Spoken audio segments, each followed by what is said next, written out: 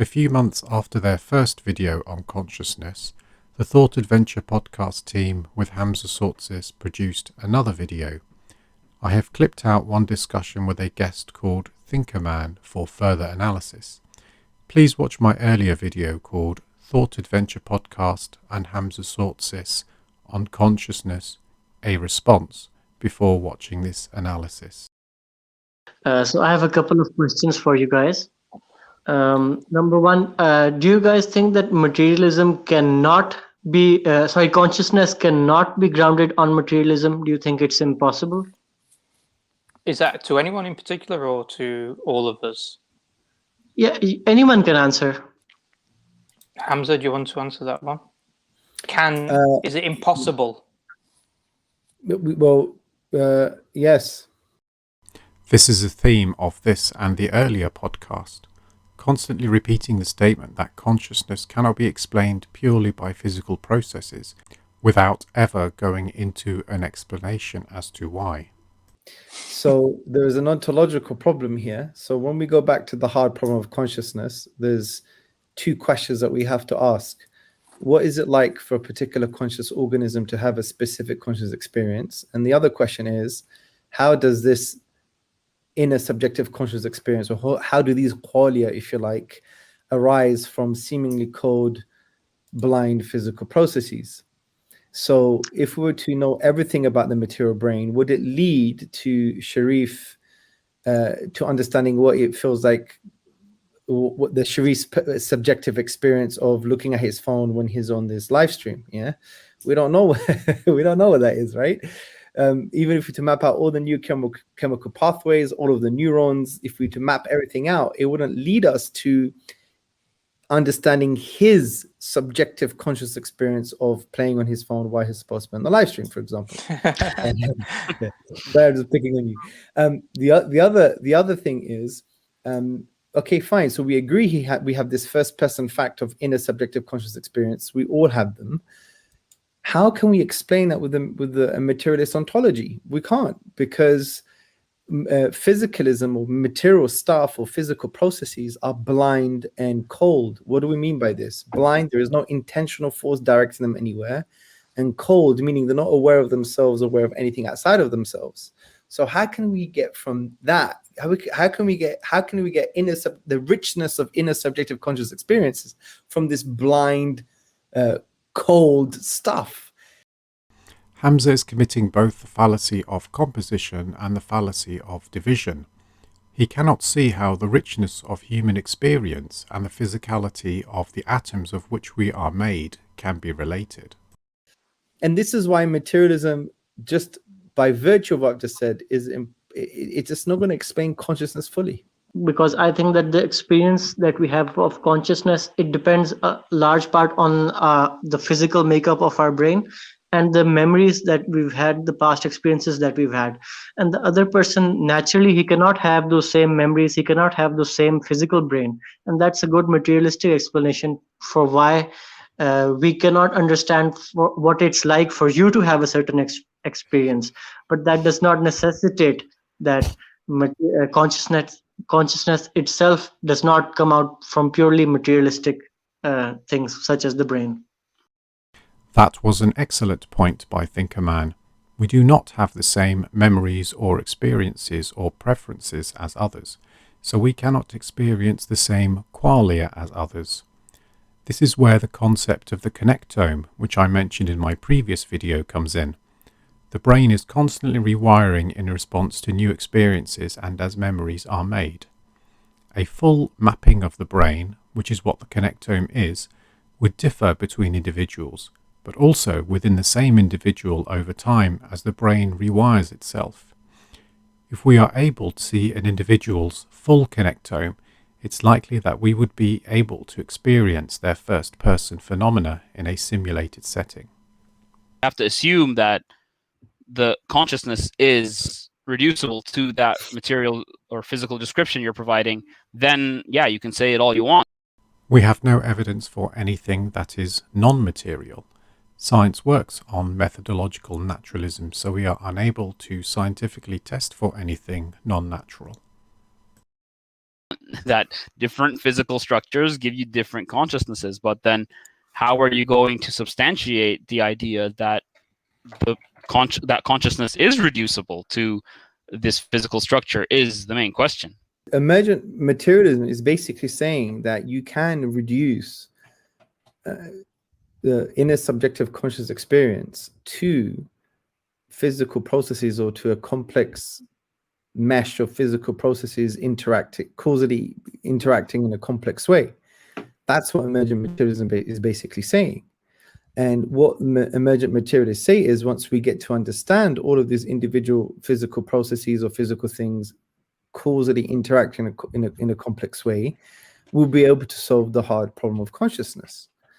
Can something arise from another thing when it's not contained in that thing, or it doesn't have the potential to give rise to that thing? When discussing an emergent property, how do you know that something cannot arise from the combined properties of its parts? If you're saying that it's impossible, you need to actively demonstrate why it's impossible. Materialism and physical stuff, by definition, are blind and non-conscious. They're cold. So can they give rise to something that is intentional, something that is aware? That is the kind of basic first principle we're dealing with here. So you can't give it to us. So you can't give rise to it unless you're willing to believe in magic. You're willing to believe in hocus pocus.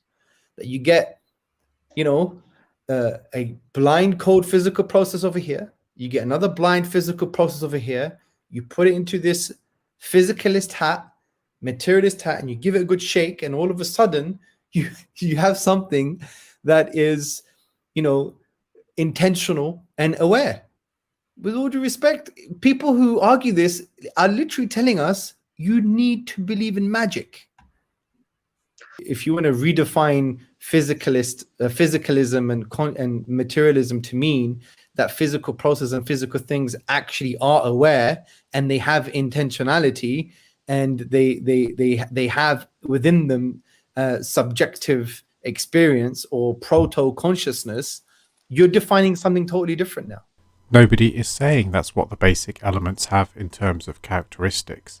The emergent theory is that when the constituents come together, it's the arrangement and the activities of those elements that gives rise to new functions. I think the problem here, guys, is we haven't offered an alternative because you have to understand that there are a lot of psychological dimensions behind arguments.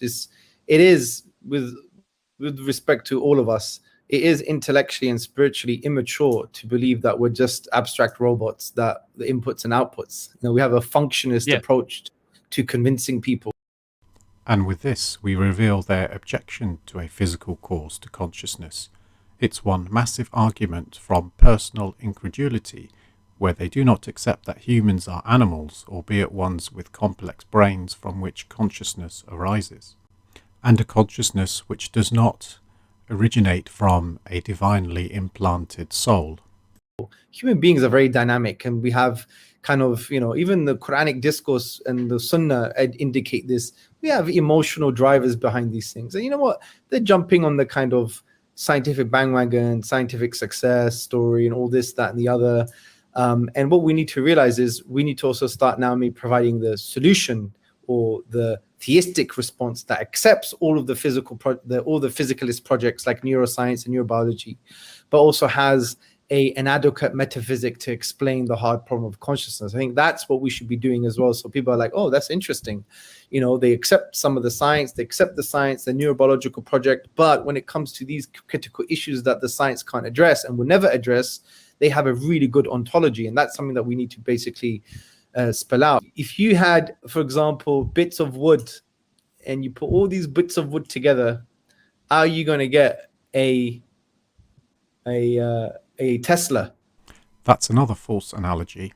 A Tesla is a car that we know is designed and manufactured by humans using multiple elements. It's actually a counterproductive argument, as both wood and a Tesla car are made of elements which are composed of atoms.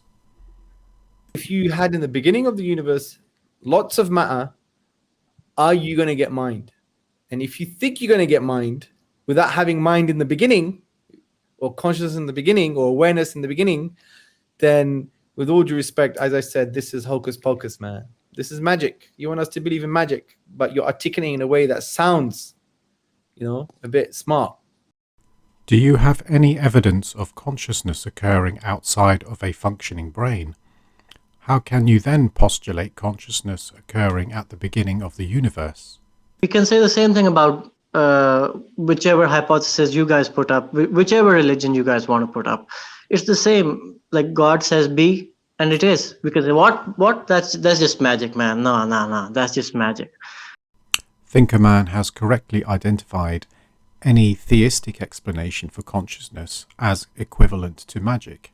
It's a supernatural claim that is unfalsifiable and untestable. The fundamental difference, because the one who's saying be has names and attributes that enables him to say be and to. But how does he do it? That's the question. And you're going to have to say that either you don't know or it's magic. And even if you say you don't know, the atheist can just say, well, that's just magic, and I don't believe in magic, and so on. So I don't think it's useful to use terms like these.